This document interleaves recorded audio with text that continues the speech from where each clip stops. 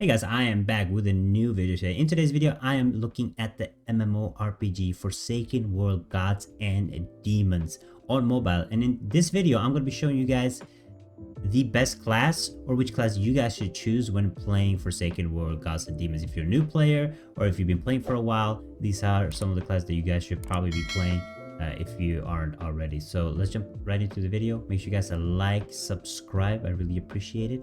Let's check it out. So first of all, if you are new to the game, let me explain how the game works. Basically, you will have each class, like I have the warrior, and they have a subtree underneath, which is paladin and hexblade, which is two different talents that you guys can run and focus on when you play the warrior. So let's talk about the warrior real quick. Let's talk about the hexblade. Now the hexblade is the melee warrior that will be up front that you used to in most games, the DPS warrior, being up close fighting, melee range, and it has some AoE attacks and some mid-range attack, but you sacrifice survivability if you're going to use it as a hexblade. But it has some survivability and it can unleash some DPS, but the single target DPS that the hexblade can unleash is below average, both in like high burst and in long term, and his AoE is slightly above average also. So he's not that much needed. It's super rare to actually use him. And if somebody actually are playing the hexblade, it's basically to clear stuff faster than with the paladin. Basically, hexblade can basically attack many different targets and debuff enemies quite good, but it doesn't change that his overall stat don't compare to the other DPS classes. Plus he's a melee, which is never good in MMOs like these. Now let's talk about the paladin. A paladin is basically what you want to play if you do choose a warrior. It has a lot of resistance and damage reduction skills, making him super like tanky. He's more of a tank class. Single target DPS from the paladin is average, and the mobility is that it doesn't have mobility. The PvP, he can survive a little bit in PvP.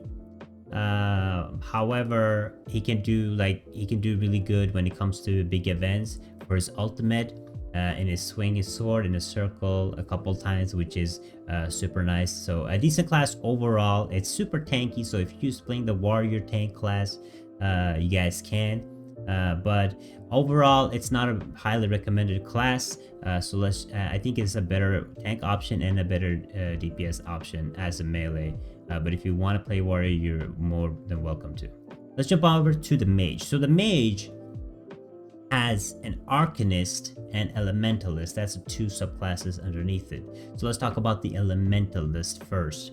Now, the elementalist is by far the better option than the arcanist.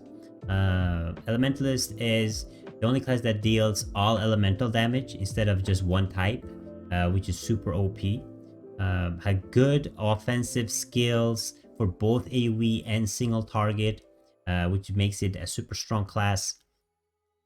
Adds good debuffs and the flame sum, and defense wise it has like I think it has a regenerating shield, which is super strong, but overall it's really good, very versatile, and a very good class to choose overall for both PvP and PvE. So they can do a lot of damage over time. And now let's talk about the arcanist real quick. Now the arcanist has a good DPS, good burst, known for like range debuffing. It's a very annoying class, but lacks instant impact basically. So it has a teleport to reposition itself, good versatility, but overall I would definitely go for the elementalist over the arcanist. Now let's move on to the next one, which is the rogue, which has the assassin and the shadow dancer. Now it's a melee upfront class. It's supposed to be sneaky. Now the shadow dancer is a typical rogue in games where you play with stealth, burst, and speed. Buffs himself good and debuffs enemies even better. Has good okay DPS and is good when it comes to doing burst single targetly. So It can steal a lot of bosses when the boss is low and the last hit is worth anything. And in this game, sometimes the world bosses having the last hit could be important. But it's hard to play, so there's a few people that's good in PvP with it. And but overall, it's like the sneaky assassin class. Now the assassin, it's more of like a duelist type class, has a few good AoE capabilities, but it has good solo target or single target damage also. Basically, but overall, I would choose the Shadow Dancer over the assassin. If you like playing sneaky assassin class, definitely go for it, but it's not, again, recommended to play because, again, it is a melee class and it will struggle in mass PvP or not be able to output as much DPS as the other classes in PvE. Now, let's keep it going. Let's go to the next class. Let's go to the Priest. Now, the Priest has Celestial, Celestial, right? And Oracle. Now, the Celestial is basically the main healer in the game. So if you want to play the typical healer, has lower DPS, average, but good heals, fast healing, and overall, go for the Celestial. The Oracle, basically, it is a lot of dot damage over time, and some minor healing here and there that you can use as the Oracle. The best thing with the Oracle is its ultimate, in which the Oracle becomes like Zeus for like 16 seconds, I think, rain down like lightning on the target and circle around them. You gain like high mobility through it, and you can release a lot of thunder and DPS. But overall, on single target, it is very strong, and on AoE, it is very unbalanced, super strong overall. But it's pretty weak on damaging bosses overall, both the Celestial and the Oracle. But you want to have patience and you want to build up the damage over time. So that is the Priest. And now let's talk about the Vampire. Now the Vampire, you have the Flamebringer and the Shadow Crafter. Now this is a strong class, and I think most of the people are playing the Vampire these days. And basically, it's like a shape-shifting. Bruiser Maze has super good burst. The Shadow Crafter I'm talking about now, decent DPS and a lot of defensive tools like Blood Pull, transforming. Uses a makeshift tank, because it can aggro by bursting, and then start healing. It's a range. It has very versatile. Can create buff zone for himself. Probably the weakest point would be the group PvP, but even there, it's still okay.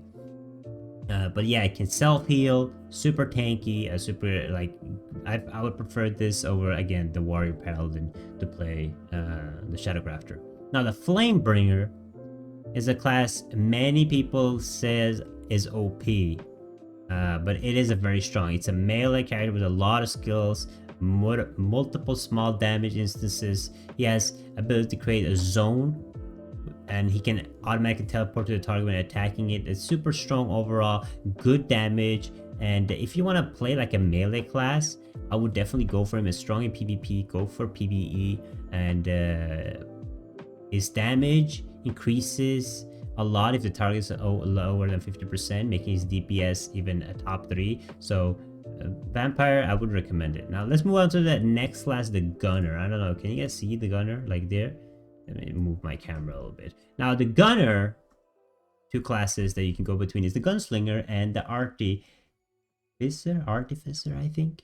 Now the Gunslinger has a solid PvP kit, can do some good PvP damage because it has a high burst. But other than that, I don't see it used for so much more, because the burst is the most important with the Gunslinger. You can't do that good DPS over time.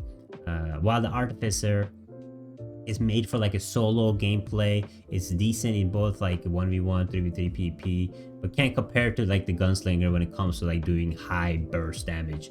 It's good for like long fights because it has a weak burst, and but the damage is good overall over time. So again, it's a range class. You know, you can shoot. If you're used to playing like archer, we're gonna come to the ranger next, but it has like these guns and is overall a good well-rounded class, and I will highly suggest you guys go for the Artificer. if you haven't or aren't going to. Now the last but not least is the Ranger. Ranger again is the range class. It's just like Gunner, you know, it has its range. It's both sharpshooter and jungle. The sharpshooter is a bow wielder with a lot of burst, PvP, PvE mix, doesn't matter enemy, you burst it down. It's a super strong class. There's a few utility skills that you can use it with. Overall, strong one-hit ultimate, a charging bow. Durability is pretty weak though compared to others, but it does good damage and good burst, and has a decent world boss DPS. Now when it comes to the jungle hunter, the second tree of the ranger can be used for, I mean, it's like a beastmaster style. You summon like random animals, like some one-time animations, has a good burst, good DPS, excels. It doesn't excel at neither, but a good CC for like PvP. It's really fun to play with. A typical character to kite around with, you know, kiting from the target. If you're used to playing that type of ranger, go for the jungle. Now, overall, when it comes to like PvP 1v1s, the sharpshooter is super good. The elementalist, where is it? You find the elementalist here. Elementalist is very good for like 1v1 PvP. Assassin is good for 1v1 PvP. When it comes to 3v3, Shadow Dancer is very good. Celestial for like group is very good. Elementalist is also good. 20v20, you see most of these you guys can kind of see, you want to kind of stay away from the melees. Now if you're like a free-to-play player, you kind of want to go for the Oracle. It's probably the easiest to play with early game because you can heal yourself and sustain yourself over time. So definitely go for the Oracle if you want to play free-to-play. Ranger is basically the best pay-to-win class. You can become super strong as a ranger if you like the whale, but it's also the easiest class to play. The hardest class to play would be the gunner. Getting used to the skills and how to play it will be difficult, but once you learn how to play it, it can be really useful, and it's a lolly, so you know everybody loves lolly. Worst class is definitely the warrior in my opinion, but you guys can play if you really want to play the warrior overall. Now if you want to play a full-fledged healer, go for the celestial. Yeah, so I think that covers it. I think the best tank would be like a full charge artificer. I think a lot of people use the where's the artificer? Just skip the artificer. You can use the artificer as a tank and establish aggro, but the vampire is a good option, and so is the paladin. Is the, if you really want to play tank, you can do that. But that is basically, that is the classes that you guys should be playing if you guys are playing Forsaken, World, Gods, and Demons. Hopefully this video helped you guys out. If it did, make sure you guys like and subscribe. Really appreciate it, and it's free. So thank you guys so much, and I will see you guys next time.